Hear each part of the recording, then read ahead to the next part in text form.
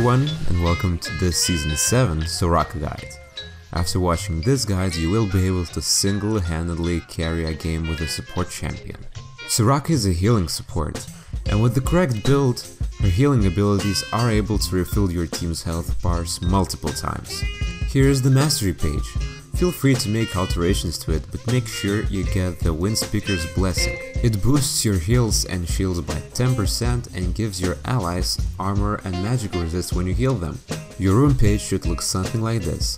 If you're new to the game and don't have many rune pages, don't worry and use your AP rune page for now. In the early stages of the game, try to stay as passive as possible, and don't get into fights for at least level 4.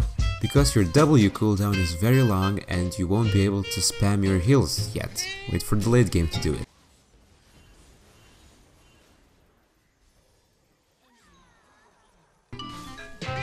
You should always max your W first. The second skill I max is E because of the silence, which can be very useful sometimes. And obviously you get your ultimate when you can. In lane, try to stay back at all times. If the enemy team focuses your AD carry, it's fine, because you can heal him back up in no time. So at around level 6, you should tell your AD carry to go a bit more aggressively and that you have his back. Map control is very important, especially as a Soraka. Always ward up your lane and look at this little HP bar, because you can potentially turn around a fight in top lane and get some assists as a reward. When your laning phase is over and your AD carry is fed as fuck, start doing the same thing you did in lane in team fights. Stay back and heal up your team. Don't be afraid to use your heals on tanks. That way they'll be able to soak up even more damage while your AP and AD carries deal damage.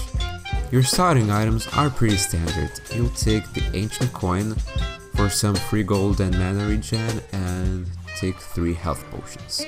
Upgrade your Ancient Coin to the Nomad's Medallion as soon as you can, because it will give you even more sustain in lane and even more free gold. Then buy a Side Stone for some wards. Then you should start building the Locket of the Island Solari. And don't forget to use it. It gives you and your allies even more survivability with a huge shield. Then you have a choice to either build the Ardent Sensor, which gives you 60 AP, 50% base mana regen, 10% cooldown reduction, 8% movement speed.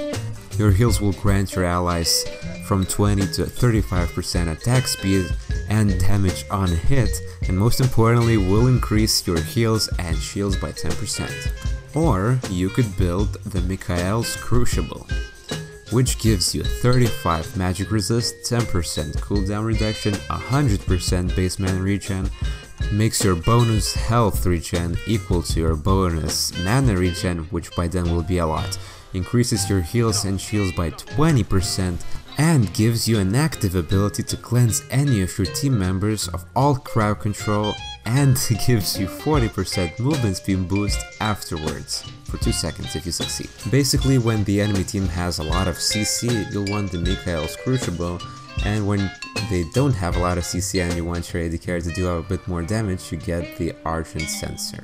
Both of these items work great on Soraka. The choice is yours. Of course you could buy them both, but it won't be efficient in this build because afterwards you'll be wanting to buy the Redemption for HP and even more heals, and get the Warmog's armor as your last item. Yep, you heard me, Warmog's. Because by then you should already have more than 3000 health, and if you manage to take no damage in a fight, it basically makes your W skill free, because it will regen all the health you lose. Your biggest threat is the enemy team focusing you first, and items like Executioner's Calling, which in lower elo is rarely bought. Basically items and abilities which grant grievous wounds. That's when your Locket of the Island Solari really comes in handy.